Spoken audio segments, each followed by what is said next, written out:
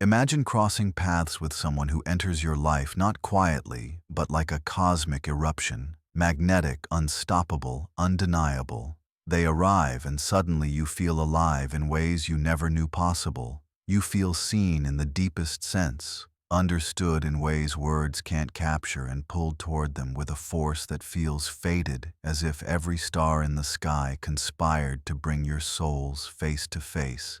Yet the fire that begins so brightly doesn't endure, it fractures, it burns, it leaves you shattered, asking questions you can't silence. Why would destiny place someone in my life so powerful only to tear them away? Today, we are going to sink into that very mystery, guided through Jungian psychology and the timeless wisdom passed down through mystics, philosophers, and seekers. You are about to uncover that the people who are not meant to stay may be the very ones your soul needed most.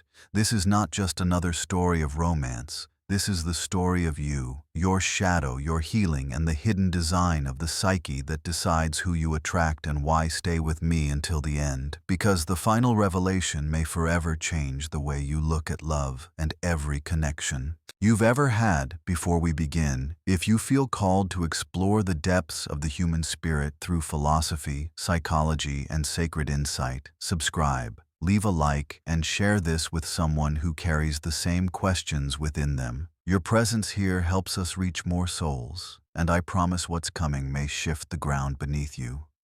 Let's begin. Bring to mind someone you once loved or thought you loved deeply, but who did not remain. What if that meeting was never an accident? What if their role was never about staying, but about awakening? Carl Jung taught us that every person who steps into our lives is a mirror reflecting not only who we know ourselves to be, but more importantly, the parts of us still hidden, the pieces buried in the unconscious. What Jung called the shadow, the neglected, the denied, the unseen relationships that come with fire, intensity, and pain often serve as shadow activators. They awaken dormant feelings, desire, fear, insecurity, longing, hope. They dig up old wounds or carve new ones. They make us vibrantly alive and equally unstable. And you may ask, why would the universe send love only to disguise it as heartbreak? But perhaps it is not heartbreak at all, but revelation. When someone awakens your shadow, you are not simply falling for them. You are colliding with your hidden self, the pieces you buried beneath family patterns, trauma, fear, social rules. You are not just falling in love with a person, you are falling into yourself. And those who spark this descent are rarely meant to stay. They come as mirrors. This is what Jung described as projection. When we unconsciously place unmet needs, unlived dreams, unhealed wounds onto someone else, we don't merely see them, we see ourselves staring back through their presence. Have you ever been drawn like a magnet to someone who could not give you what you needed, or to someone who stirred equal parts fear and excitement? That person was not love in the traditional sense, but transformation. James Hollis, a Jungian thinker, once wrote, "The purpose of relationship is not happiness, it is transformation in this light. The universe is not punishing you by sending someone you cannot keep, it is guiding you, cracking you open not to break you but to reveal you. The devastation you feel when it ends is not destruction, it is initiation, the beginning of the return to yourself, because truthfully, there are parts of us we would never confront without another person forcing them to surface. Sometimes it takes longing, friction, heartbreak to shake us awake. They carve us, they sculpt us. The ones we are not meant to hold force us to ask questions we have avoided for years. Why do I give my power away? Why do I yearn for love that withholds? Why does rejection define my worth? When you face those questions not with blame but with openness, you gather the fragments of your soul and call them back. You begin to understand this person did not ruin you, they revealed you. But only if you are willing to look. Too many of us miss the message because we cling to the fantasy, believing they were the one, when truly they were the catalyst, not to fulfill your dream, but to destroy the illusion, so something real could grow. Can you feel how different that perspective is? You were never cursed, you were being initiated. Let me ask you something uncomfortable. Is there someone in your past who left, but has never fully left your mind? Not because of who they were, but because of who you were with them. What part of you did they awaken, and have you embraced it? Or are you still chasing a ghost, a lesson unlearned? Let this moment be an invitation. Share your reflections below. Your story could become a lantern for someone else stumbling through the same night. And remember, this is only the beginning. Next, we will explore why these encounters feel fated, almost spiritual, and yet do not last. We will uncover the language of archetypes and the possibility of soul contracts, and how your unconscious uses love as ritual to grow if you feel something stirring within you. Stay close, because the truth deepens from here. What if the most overwhelming loves of your life were never accidents but sacred assignments? We talk of destiny, soulmates, divine timing, but rarely do we look beneath the surface. Jung believed that the psyche is not just personal, but collective archetypal meaning. Every story we live is both our own and part of a universal pattern. Your heartbreak is uniquely yours, but it also echoes through myth, through history, through the human spirit, and nowhere is this more visible than in those bonds that feel cosmic but collapse under their weight.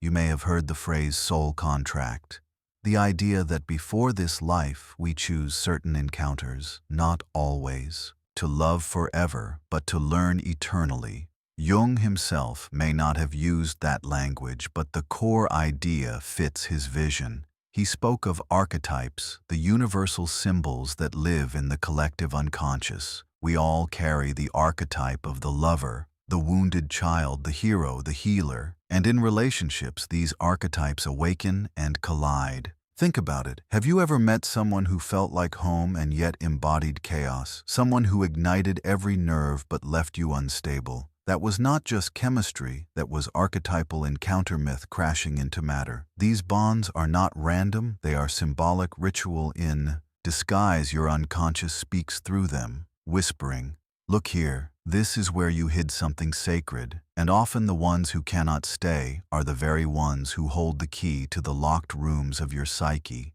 Yet here lies the paradox. The stronger the archetype, the quicker it collapses. Because archetypes are too vast, too mythic to be lived out by flesh and bone. When we project them onto people, we do not see them. We see fantasy, the rescuer, the redeemer, the savior. But no human being can carry that weight. So these loves burn like comets and fade, leaving you scorched yet transformed. Robert A. Johnson, a student of Jung, once described falling in love as sacred madness, a holy illusion that allows us to see the divine through another.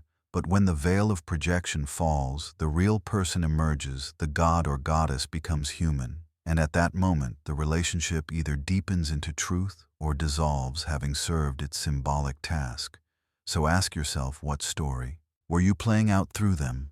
What longing did they stir? And was that something they could ever give you? Or was it always yours to claim? Here is the essence of Jungian growth, taking back what you projected, reclaiming what was always yours. Then heartbreak becomes not an ending but a sacred portal you move from. Why did this happen? To what did this awaken? That shift changes everything, because we are not here merely to find another. We are here to find ourselves. Yet the question lingers.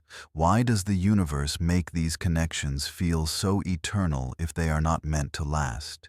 The answer lies in the curriculum of the soul. Not every love is meant to remain. But every love is meant to teach. The universe teaches through longing, through rupture, through encounter. It is not in the easy places we grow. It is in the cracks, the breakdowns, the rebuilds. Relationships like these accelerate that growth. They strip illusions. They call you deeper, but only if you choose to do the inner work. Jung called the journey toward wholeness, individuation, the process of uniting the conscious and unconscious, and relationships are among the most potent tools to move us along. Every bond, every heartbreak, every trigger is a message. The one you couldn't keep was never failure. They were the messenger, not because they were perfect, not because you failed, but because your soul needed awakening. And now the message remains. Will you hear it or keep repeating it? We often treat love as a mystery outside of us, something to find, something that just happens. But what if love, especially the kind that wounds, is not chance at all? What if each person you meet is not random, but a reflection, a pattern, a coded message from your unconscious? Until you decode it, you will repeat the same relationship with different faces. Jung said everything that irritates us about others leads to a deeper understanding of ourselves. This includes lovers, especially lovers. Let's talk about patterns. Why do you keep attracting the same energy even when you swear you are looking for something new? Jungian psychology reminds us that we are rarely conscious of our true motives. The ego thinks it decides, but beneath lies the unconscious, an ocean of memory, fear, desire, and wound. Here is where your relational templates are carved. If childhood love was conditional, inconsistent, unsafe, then your inner child stored the lesson: love must be chased, love must be earned, love is never safe unless healed. This becomes the magnet that pulls you toward the familiar, not because it makes you happy, but because it feels like home. Attachment theory names this anxious or avoidant bonding. Jung called it complex clusters of emotion, rooted in early trauma. So when you find yourself with someone who pulls close and then vanishes, it may not be fate, but your psyche replaying the old drama, desperate for a new ending. But you cannot rewrite the past by reliving it. You can only heal it by facing it. These intense, fleeting, confusing relationships are opportunities. They reveal your blueprint, what you believe about yourself, about worth, about love. You may insist, "I knew they weren't right, but I stayed. I hoped, I tried to prove myself." Why? Because your unconscious was not seeking a partner. It was seeking redemption, to be chosen. Where once you felt abandoned, this is the hidden script directing your attraction. Until you awaken to it, you will call it destiny, when in truth it is repetition. But when you bring the pattern into awareness, you reclaim your power. You stop making them the villain and see them as the mirror. You stop blaming fate and start hearing the message. You stop waiting for others to heal you and take responsibility for your own integration. This is the heart of individuation, shifting from projection to ownership, from victim to author. Realizing the love you hunted outside is the love you withheld within. So how do you break the cycle? First, witness your patterns without shame. Step back and observe your attraction. Ask, why did I crave their attention? What did they stir? Fear, desire, unworthiness? What story from my past were they unknowingly replaying? Then honor the wound, not by reenacting it, but by tending to it. Your inner child does not need another savior. It needs you to finally hold it, to say, "I see you. I will not abandon you." This work is not easy. It requires courage and presence. But this is how you become whole. Those who were not meant to stay were never failures. They were initiators. They were the quakes that uncovered the hidden truths. They pulled your gaze inward. In this light, heartbreak is not the end of love. It is its most transformative form. It strips illusions, softens ego, and invites soul to rise. Eckhart Tolle once said, "Relationships are not here to make you happy. They are here to make you conscious." Let that truth settle. This is not about blame. It is about awareness. It is about breaking repetition so you can step into love born from fullness, not from lack. So ask yourself, what emotional script are you repeating? What story are you ready to release? Who would you become if love was no longer about proving worth but expressing wholeness? Pause, let that sink in, and if you feel ready, share below what you discover, because healing begins in reflection and deepens when shared. In the final part, we will explore how to integrate these relationships into your spiritual growth, how to rewrite unconscious beliefs, and how to love again without losing yourself.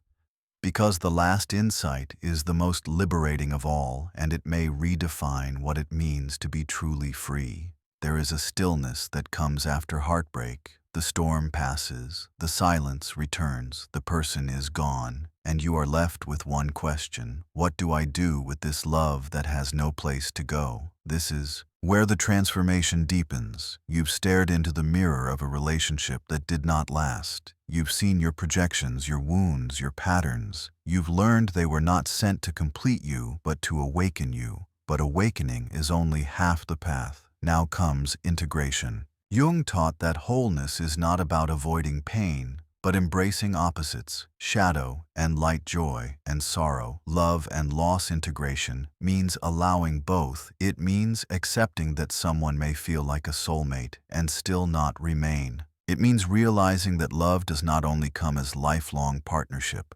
Sometimes it arrives as a threshold, a teacher, a mirror, and the real act of healing is not moving on. It is moving inward to tend the parts of you. They awakened because they are still here, and they are yours to love. This is how you reclaim power, by becoming the one who offers the safety, the compassion, the presence you once sought elsewhere. Love is not something given. It is something that flows through you. The relationship may end, but the love can transform. Let it fuel your growth. Let it carry you into deeper self-knowledge. Let it be the prayer you whisper to yourself. I will no longer abandon myself in the name of love. This is the greatest revelation. The one you could not keep was never the end, but the doorway back to yourself. They were never the destination. They were the door. They brought you here. You did not fail. You did not waste time. You fulfilled a soul contract. And now that lesson is complete, you are free, not just from them, but from the illusion that love must fit a certain form to be real. Now you begin a new story, one written from wholeness, not hunger, from choice, not desperation. This is liberation. The freedom Jung pointed to. When you make the unconscious conscious, the cycle ends. Fate becomes choice.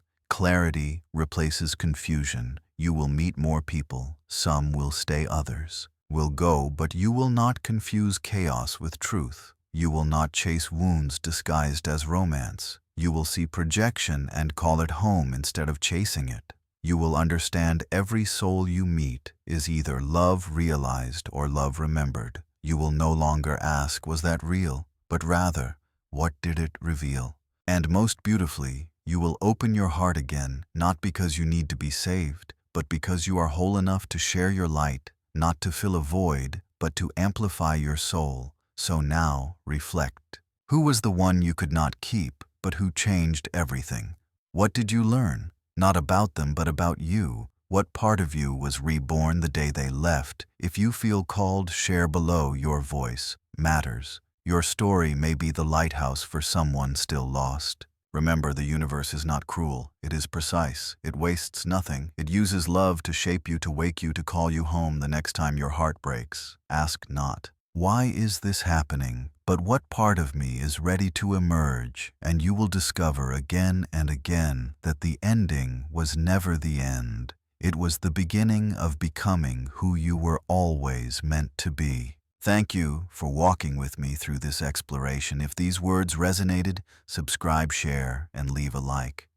Your presence here allows this message to reach others who need it. This space is for seekers, thinkers, feelers. If you are here, you belong. Until we meet again, stay awake, stay aware, and above all, stay true. The universe is always